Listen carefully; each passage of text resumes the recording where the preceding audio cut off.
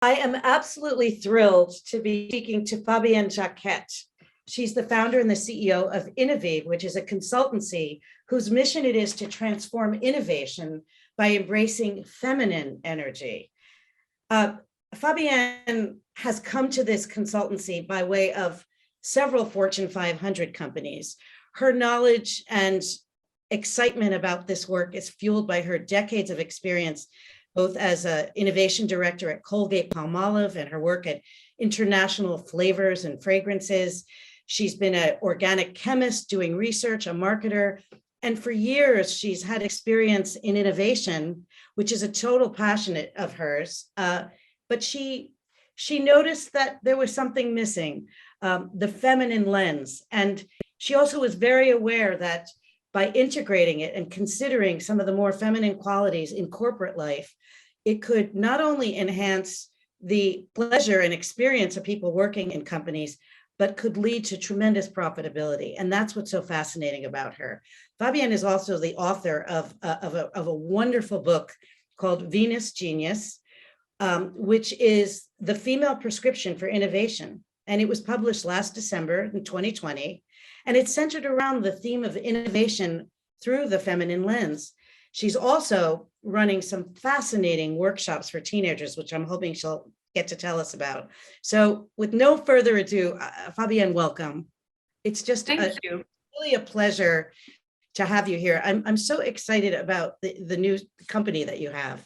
And can you maybe share with us a little about why you felt compelled to leave corporate life and start your own consultancy? I'm very first grateful for you to have invited me and for being here with you to share my passion. This is always a pleasure. And I'm also grateful to my 31 years of corporate life because, I got the best training, had the opportunity to discover the world. It was a fantastic experience. And, as you may lead to, I am somebody who not only welcomes challenges, but is looking for challenges. So you said that I'm a scientist, I'm a chemist. I moved to marketing because I wanted to understand what was happening in the consumer's mind, understanding what was happening between the molecules in a beaker. How does it affect the way people choose the product? So this was what was driving me, but also being French, but wanting to discover the world. And I was fascinated by the US. I was 5 years old and I say, one day I will go to America. And everybody was laughing at me because nobody took the plane in my family. I say, yeah, sure.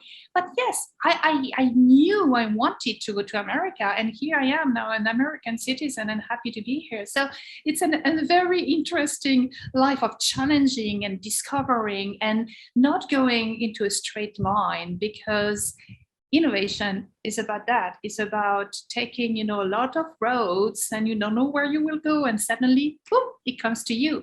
So actually, I describe in the book how Innoveve, the name came to me in a dream. Actually, I woke up at 2 a.m. and said, Innoveve. And my husband is like, what the is that? I said, this is my new company. It's innovation in the feminine. He said, where does it come from? And I said, I don't know. It just, came to me. However, as I describe in the book, intuition is not like this haha moment, like the apple falls and no. It really intuition or our instinct or whatever we feel we should do comes from very deep. It comes from a lot of information, a lot of work we have done before, which is sitting in our brains. And then our brains, which is fantastic, does the connecting job, the connecting job of all the dots and comes up with new ideas and new solutions. And this is how Innoveve was born. And you're basically going into companies and really helping them integrate something they might not have even considered before, which is the classic feminine attributes, such as intuition, collaboration, empathy. Is that correct? It is totally correct because the world has been driven by masculine energy, slowly changing, but it's still the case, okay? And it's not pointing fingers, it's a fact. And we need to rebalance. We need to rebalance this wonderful masculine energy, which is into doing and KPIs and measures and structure and decision making, which is good.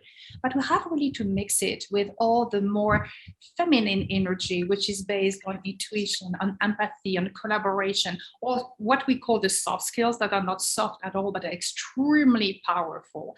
So my plea is that we need to reconnect and rebalance. That's it. We need both. And the world and innovation has been driven by the masculine energy, which means that when we have an idea, we jump to solutions. Okay, let's do it.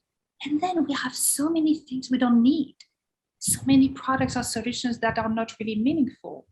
So if we spend more time in what we call the front end of innovation, where we understand better the needs, where we have diversity to look at ideas, look at a problem under a different lens, and just brainstorm and have ideas, and then decide using our intuition what the best idea is, and prototype all together all the functions. This leads to solutions that are more sustainable and more meaningful to the consumers, because we understand what they really want. And empathy doesn't stop to the consumer and the people. Empathy should start with Mother Nature. What do we do today? We design big products, wonderful products with all the beautiful attributes, and then we say, okay, now we'll have we'll have a problem because it doesn't respect the environment. We'll have to fix it. Why don't we create products and services that do respect and have empathy for Mother Nature from the get-go? That way, we will have solutions that are naturally sustainable. I mean, can you give an example from your many years in various corporations and other environments where a problem was classically male-driven, or innovation was pursued without incorporating a more feminine lens, and maybe how it might have differed if they had? It was early in my career, and I was very excited because I was working on the dish liquid category, which for some people say, this is boring. This is very interesting because it's a product we use every day, but we can make your life better and definitely your household cleaner. And so I had a project, and I was in charge of developing a new dish liquid, and it was for the Hispanic market. And I was so excited. So I started to put a team together and said, okay, this is what we have to do, how to understand better, and collaborating with all the functions and so on. And one day, the big boss, who happened to be a guy, he just burst into the room where we were brainstorming and said, this morning in the shower, I had this idea about the dish liquid. It should be that. This would be the concept. And so it was the big boss, so we did it, and it was just another line extension. It was not something that really changed the world, even if a dish liquid really changed the world. But he really did what we shouldn't do in innovation. He went from the idea to the execution right away. Instead of saying, okay, I have this idea, now let's test it with consumers. Let's talk to them. Is it a good idea? Can we make it better? And so on. You see what I mean? So instead of spending time or trying to refine it, okay, we have this idea. Is it the good one? Let's do it. This is the masculine energy. Again, it's positive energy, but it should be used at the right time, at the right step in the innovation process. So it's just balancing and reorganizing both the masculine and the feminine all along the innovation process to make sure that we get things that an idea is a good idea, but also is brought to market, because creativity is good, but creativity without bringing to market is not innovation. And you talk a lot in your book about using your heart to sort of, as the first step, engaging a product's efficacy or interest. Maybe you could speak a little bit more about that. Yeah, again, the experience in the corporate world is that a lot of times we design products or services with the perfect features. You have everything, all the benefits that the consumers want, and they're very good products. And then at the end, we say, now let's put some emotions into this product by using advertising and talking to people's emotions. But if you do not create the product from the very beginning with your own emotions, it doesn't work. It's not authentic. So using the emotions to convey, the the benefits of the product from the very beginning, and doing that. I don't know if you were in some groups where I had all the functions, they were all working together, and you could feel the passion for the product. And then when we were back into our regular work after 4 days of brainstorming around this product, I remember the scientists, when the marketer wanted to change something, so much passion. I said, no, this is not what we decided. This is what we felt as a group was good to do. So we should stick to that. So when you, again, create from the emotion, the collective emotions, this is very powerful. And, science backs up that, because 80% of the consumer's decisions are made from the emotions. The iPhone, this is not the technology. Other phones may be better, but Steve Jobs, all the brand, the coolness of the brand, the design, everything he put into this brand, and the connecting the dots, again, the intuition of having all these services in one little object like that. This is brilliant. This is innovation. And this is what attracts consumers, not only technology or the features. It's fascinating. I work as a story strategist. I help companies find their story. And I always say that the big that my clients make when they're making a presentation is they always ask, what are the most important facts that we need to deliver? Who is our audience? And I always say the first place you start isn't with any of that, but you say, what moves me, the teller? And there is some neuroscience to suggest that what activates you emotionally will in turn activate your audience. And I think you know that. Exactly the point. This is exactly what I mean. But, for storytelling, it's a short process, but for innovation, it can take months. And how to sustain this emotional, turmoil, and all this emotional passion around a product and or a service. This is where the magic stays there. But I'm curious. I mean, even though it seems very obvious to me, do you get pushback from the largely male-dominated world still? Yes, of course. But this is expected, because when you come against something which is established, like innovation should be like that, its processes and so on, and not just challenging things, you get pushback. But I think I plant seeds and people think about it, and then you prove to them. I prove to them that it works. So if you have the proof it works, people are not stupid. They're really very logical. Is what I say in my feminine formula for successful innovation. I have this, I'm a chemist, I had to do that. So I have my little formula in the book. I have empathy, nurturing, inclusivity, intuition, catalyzed by collaboration, brings you a heart, which is an innovation that emotionally resonates with consumers, and the dollar sign, because it does bring money. Because to your point, when people connect emotionally, they buy the product. You start many of your talks with a very chilling 2 words, 20 trillion. Can you kind of elaborate on that a bit? Oh, yeah. It's the size of the female economy. People think sometimes of women like a niche market. It's an afterthought. We develop things for men, and then we shrink it and pink it for women. However, we are more than 50% of the world, and we are 85% of the consumer spending, because we also spend for the household and for other people in the family. So women spend a lot of money. However, again, everything is designed by men who think for them. And as I know you have read the book, I have almost a chapter on high heels. And this is fascinating, because high heels, and still today, some designers say that they design shoes for women for the men's gaze, because these are the people who will look and have pleasure looking at women walking on this. And I'm just like, can you just think of women trying to walk comfortably? Yes, look sexy and attractive, because this is what we want to do, but still be able to walk without going, ending up in the emergency room or having foot surgery, as I had after so many years of high heels.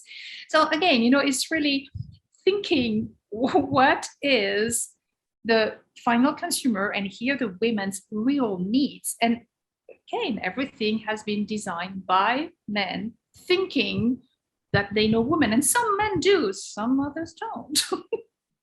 Yeah, I mean, there is an untapped opportunity. This is the point. There is really an untapped opportunity, and a lot of what is very warm to my heart is that a lot of women entrepreneurs and also men and young people get that. They get that I really have to tackle that market a different way. And they do it. You have a lot of a more inclusive way of designing products and services for women, which is fantastic. Have you seen a big change in that direction since you started in the field? Oh, yes, no, definitely. And again, I think that the corporations, because they are big ships, are slower to change and adapt. But the startups, all this new economy, all this new, also the sharing economy, the fact the environment now that is becoming of something of concern for a lot of people. So I think the young generation gets that. They also get more the gender fluidity, the fact that you have to design for people, not for, a stereotype. So I think it's evolving a lot. And I really believe in the young generation, the startup, in the women entrepreneurs, the diversity there, a lot of hope. I had a kind of scientific question for you, because in your book, you point out that as you culturally start to change behavior, then the brain starts to change too. So that as men participate in these more empathic or inclusive or, quote, feminine traits, their brains organically start to change.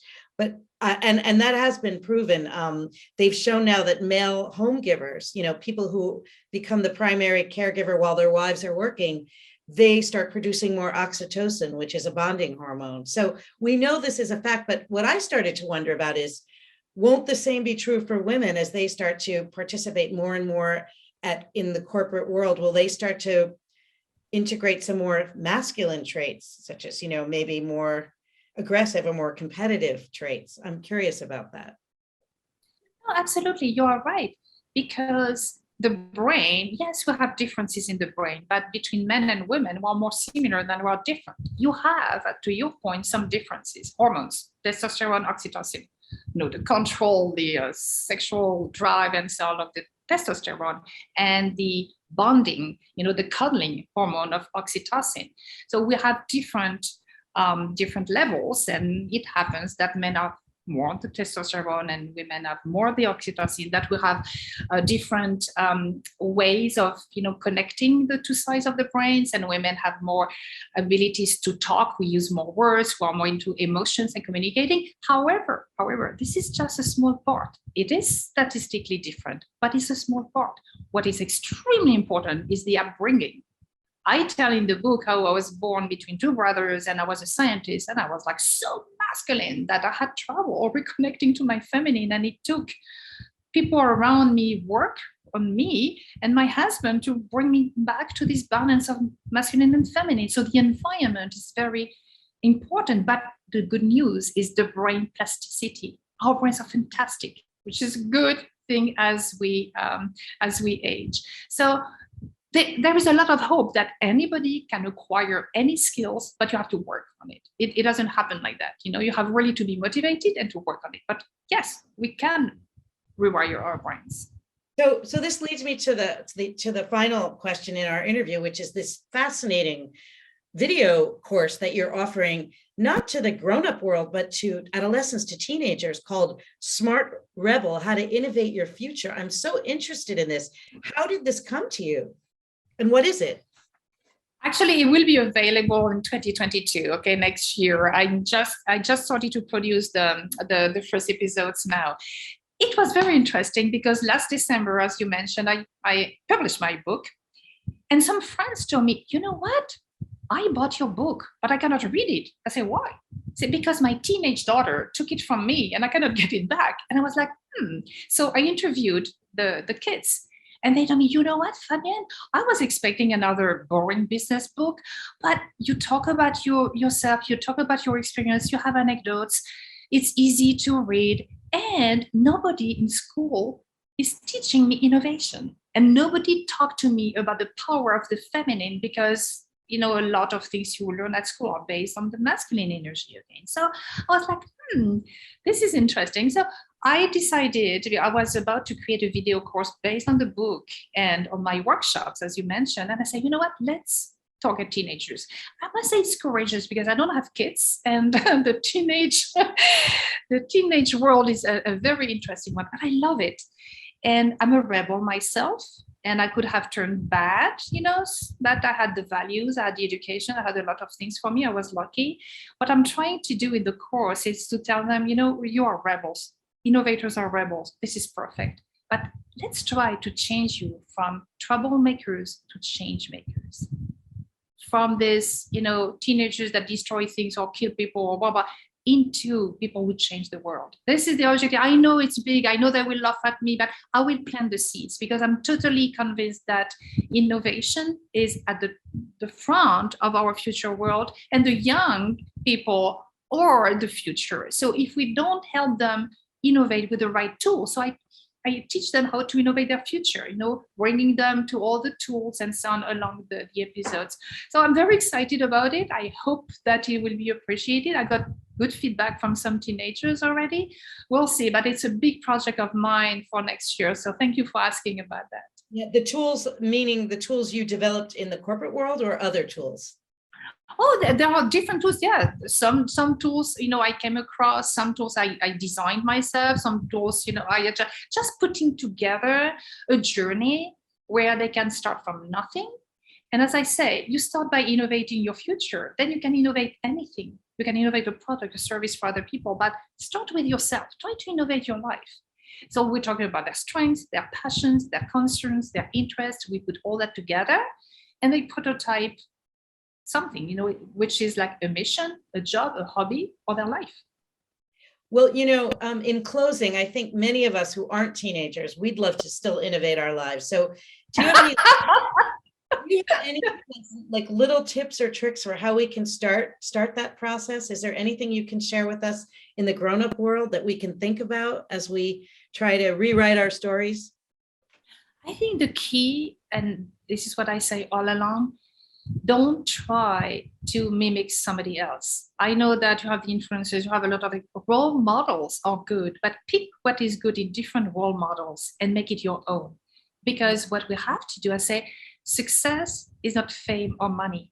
Success is having the courage to be who you truly are. And it's difficult because sometimes we don't like it, but we're unique. And we can bring this unique gift to the world. And this is what is expected. If we all do that, wow, we'll be richer together. But we need to recognize it first. So I give some tools, to understand our strengths, our passions, our dreams. I'm sure people try to kill your dreams when you're a kid. But also that your dreams may not come to you the way you expect them to come to you. So let yourself be surprised. Oh, it's a long story, but I give in the course the example of a friend of mine I interviewed, and she wanted to be an astronaut. And she did all the training and she was almost there, but she was not selected. She was so disappointed. But then the commercial business started to open in the space business, and she's becoming a trainer for astronauts. So she will go to the space. So her real passion was not to be an astronaut, was to go in space, and she will go there. So she explains in the video how you can come to a dream in a twisted way, but you have to understand your motivations. Why do you want to do that? Does it make sense? It makes such sense. And it really speaks to what you spoke to earlier, which is start with what your own passions are. Ask yourself what moves you, and then build out from there. And boy, is that a hard thing to do. And I'm so happy that you're starting to give us the courage to do that. So thank you so much for this. I really wish you all the best with everything. It was a real pleasure. Thank you, Lisa. Same to you. And thank you for having me today.